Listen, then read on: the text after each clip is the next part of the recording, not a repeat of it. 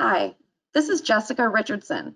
I'm the Senior Manager of Professional and Organizational Advancement for the Board of Certified Safety Professionals. And we're very happy to be participating in OSHA's Safe and Sound Week. For this presentation, we're going to be discussing improving worker participation in safety. We have learning objectives for this presentation. First, we're going to define both worker and leadership in the context of safety management systems, or how we manage safety. We're going to discuss a safety leadership case that features building trust in organizations, specifically with Paul O'Neill and Alcoa. We're going to explore ways to encourage worker participation in safety. We're going to review the components of corrective action programs, explain how organizational culture impacts worker participation. And really, that comes from a place of building trust. The term worker has been broadened recently, both through the ISO 45001 International Safety Management System Standard and the ANSI Z10 standard, which was revised in 2019. I think it's important for every organization to first define what a worker is for them. So as an example, I have ISO as worker, which is defined as a person performing work or work-related activities that are under the control of the organization. And it includes workers under various arrangements, both paid or unpaid, meaning interns, volunteers, different organizational positions there. And it's important to understand this change because the term employee suggests a contract of employment, wherein workers are often unpaid, they're temporary, or they're not in a typical employment contract. The worker definition broadens the terms of application to a wider group of persons. Everyone there is directly impacted by how we manage safety. So basically, you're expanding from employee to worker.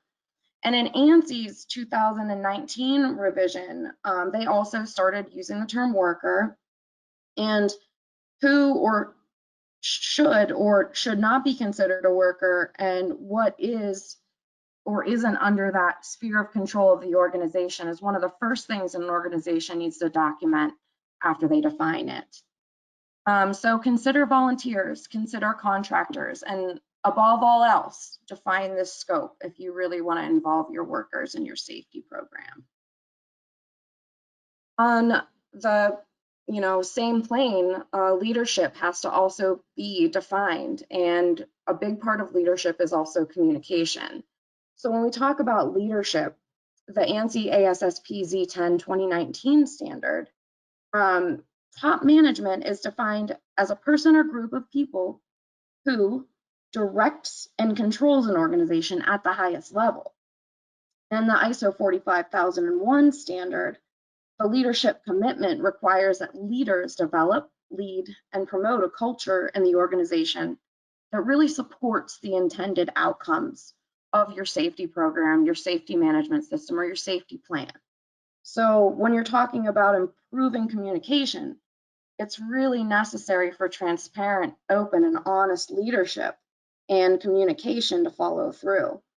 When we talk about mutual understanding, we talk about the workers who understand the hazards in the field or on the floor, understanding that communication from leadership is our most important defense, and also considering how we receive communication from workers. That's also a really important facet into what leadership looks like. In an ideal world, we want safety leadership at every level of the company's organizational structure. And your safety culture should play into high-level decisions, including investments, budget allocations, resources. But it also, your safety culture and your safety communications should penetrate down to work assignments and work planning, job descriptions, roles, and personal identities with respect to safety in these jobs. So everything from a job description to how you communicate safety from a leadership perspective and who is considered leadership, who is accountable, is really important to understanding how you can improve worker participation in your organization. I think that humans learn best when there's a story to tell. And I think Paul O'Neill has probably one of the best safety stories out there. Unfortunately, Paul passed away in April of this year, 2020. And I did get to spend some time with him over the past couple of years talking about safety. And Paul, really took safety and made decisions to have a safety-driven organizational culture. And he transformed an entire company. So how did he reach safety excellence? Well, Paul O'Neill was the former CEO of Alcoa and the former U.S. Treasury Secretary. He famously focused on worker safety, and he achieved astonishing success, both for reducing injuries and also financial performance from a corporate standpoint. And I think that's an important sell for leaders to understand. When Paul became CEO of Alcoa in 1987, at his Wall Street introduction as CEO, O'Neill said this: "I want to talk to you about worker safety. Every year, numerous Alcoa employees are injured so badly that they miss a day of work. Our safety record is better than the general American workforce, especially considering that our employees work with metals that are 1,500 degrees and machines that can rip a man's arm off. But it's not good enough. I intend to make Alcoa the safest company in America. I intend to go for zero injuries." Paul O'Neill delivered that same message at every Alcoa plant that he visited. And to make a point of emphasis, he shared his home telephone number with the employees, and he told them to call him personally if they had any unmet concerns about safety. If something wasn't fixed to their liking to a safe condition, he personally wanted to know about it, because that meant the leadership at his job sites wasn't doing their job. Within 2 years, Alcoa's injury rate, which was already at an industry best, had declined to 1.8 per 200,000 man hours, making it more likely that you may get injured working as a software designer or an accountant than you would, handling molten metal at Alcoa. In a memo distributed to the whole company, Paul wrote, "I want to congratulate everyone for bringing down the number of accidents. We shouldn't celebrate because we followed the rules or brought down a number. We should celebrate because we are saving lives." And every time I talked to Paul, everything that he was focused on was how to build trust in organizations, because without trust, there is no safety. And when you talk about how Paul approached everyone, it was dignity and respect. So leadership needs to take responsibility and ownership of a values-based environment where people feel free to communicate and participate. And really, people need to make good on the proposition that the people are the most important asset and the most valuable asset. Leaders example the behavior that they want everyone else to do. So how to be excellent? This was Paul's tell. The leader needs to establish an environment where each worker can answer yes to 3 questions. So how do we know if an organization has the potential for greatness? The first question: am I treated with dignity and respect? Dignity and respect by everyone, no matter rank or reporting structure, no matter how old they are, what their gender is, their race, their educational level or attainment, their pay level. Everybody in an organization needs to say that they're treated with dignity and respect every day by everyone they encounter as the foundation of the values-based organization. And a lot of the times, this first question is probably the most difficult for a lot of folks to answer. The next question is, am I given the tools I need to make a contribution in this organization? This includes financial support, education, training. How about encouragement? I need to make a contribution to this organization that gives meaning to my life. And that was something Paul always reflected on. Your work should give meaning to your life. And if you're treated with dignity and respect and given those tools to do that, it's an incredible transformative experience. Paul gave me the example of healthcare. Later in his life, he focused a lot on improving safety performance in healthcare because he felt that there was a big gap and he could help fix it. And he said that if you explain to the cleaning staff in a surgery room how important they are to having a safe and successful surgery, that they fundamentally if you explain that to them, they fundamentally know how important their role is. So simple things that, you know, are just human, and having those conversations can help move people forward. And the third question, am I given recognition every day by someone whose judgment I value? And I think that's another important factor there. Are you getting recognition for ideas, for initiative? And Paul said that these are the 3 questions that every organization has to answer to even consider, you know, being effective and habitually excellent. So from a leadership perspective, we have Paul's example. And from a worker participation standpoint, forward-thinking organizations who really want to go beyond compliance into a well-executed safety program or safety management system that really enables workers to engage and make the workplace better. That does require some efforts on management's part that probably are different than what's traditional in management's roles. So for this example, I brought out the ISO 45001 safety management system standards requirements, where the organization has to consult non-managerial workers. So you're supposed to consult your workers on understanding their needs and expectations. Establishing your safety policy involve the workers. When you're assigning organizational roles and responsibilities and authorities, something like assigning competent and qualified person, those workers should be involved in those decisions. ISO also says that we should, you know, have them involved in how to fulfill legal requirements, have them involved in goal setting for safety objectives, and, you know, the planning of how to achieve objectives.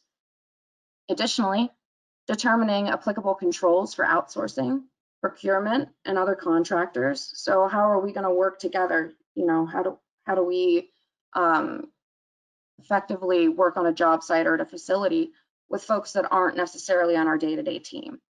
And then ask the workers to be involved in planning and looking into audit programs, right? So the frequency, where it needs audited, and how we respond. And also ensuring continual improvement. So the big part about how we do this continues in this ISO 45001 standard. ISO 45001 also asks that organizations ask your non-managerial workers to ask them how they want to be consulted, and ask them how they want to participate in your safety program. They also should be involved in identifying hazards and assessing risks and opportunities. And obviously that's going to be one of your greatest strengths in risk reduction, is getting folks to help identify hazards and assess those risks. Additionally, determining actions to eliminate hazards and reduce those risks. Determining competence requirements. Asking workers what training they need. Also, what do they need to know, and how are we going to communicate it? So basically, you know, when do we need to have meetings? How are we going to be delivered information?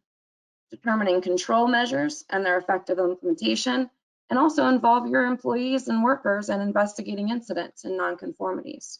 So there are a lot of opportunities to focus on worker consultation, and that ensures that they not only participate in your safety plan and your safety program, but they take ownership of it because they are valued consultants. So the way you set up your safety management system or program and involve the workers in developing that is going to, you know, really help the workforce take ownership of the program because it is theirs. Organizations that want to improve worker participation should adopt a learning culture mindset. And really this comes with the aspect of looking in the mirror. Franz Metcalf quote there, you know, people who admit their mistakes are already on their way to making fewer of them in the future. So one of the reasons you want workers to participate is so that they can help you learn what's happening out there, and then you can improve. If leadership is not truly interested in continual improvement, they aren't going to want worker participation, because what the workers are going to give you is the most valuable data out there, what's really happening. So Paul always used to say, if people are your company's greatest resource and their unrealized potential is your company's greatest risk, what do you do? Well, I think you start a corrective and preventive action program. Earlier, I shared that Paul shared his home telephone number with the employees, telling them to call him personally if they had unmet concerns about safety, and they did. Paul once told me that a shift supervisor in one of their facilities in Tennessee called his house at 3 o'clock in the morning and said that the plant manager was not fixing a safety issue that caused the workers to manually lift extreme amounts of molten metal when the conveyor system was down. Paul called the plant manager's home and asked him to fix the situation, and it was fixed the next morning.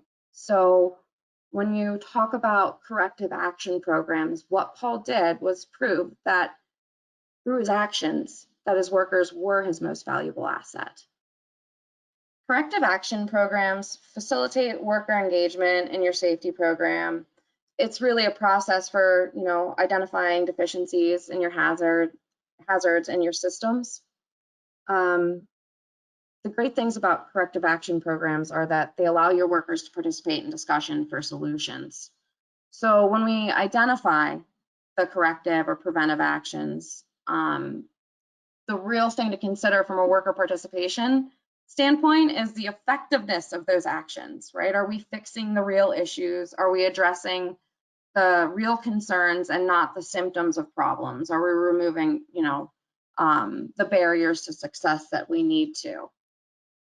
Speaking of barriers to success, corrective action programs are fundamentally a trust building exercise in an organization that really wants continuous improvement. That being said, one of the most trust damaging leadership behaviors is to ignore or mishandle safety information that comes from the workers.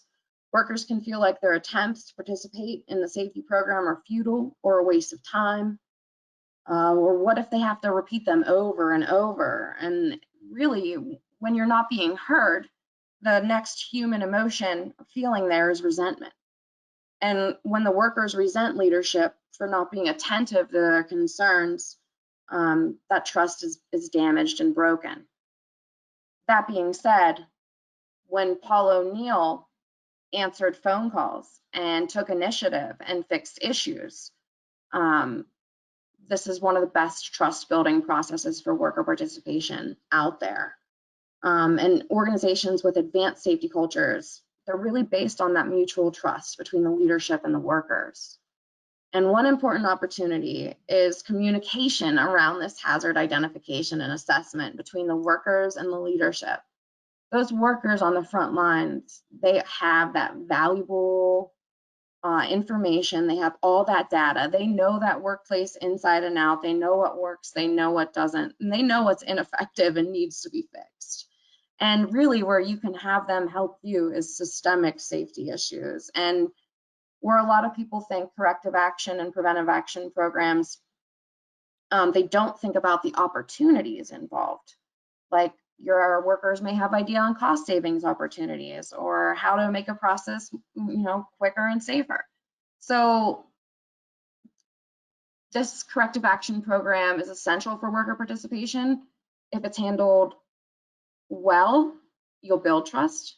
If it's handled poorly, if you're not addressing underlying issues, if you're not following through, if there's a culture of fear, the corrective action program isn't going to do much for those workers. So that's why it's so important for leadership to be involved and communicate how they're fixing things and how they're addressing issues. Certifications can help align organizations from a cultural perspective.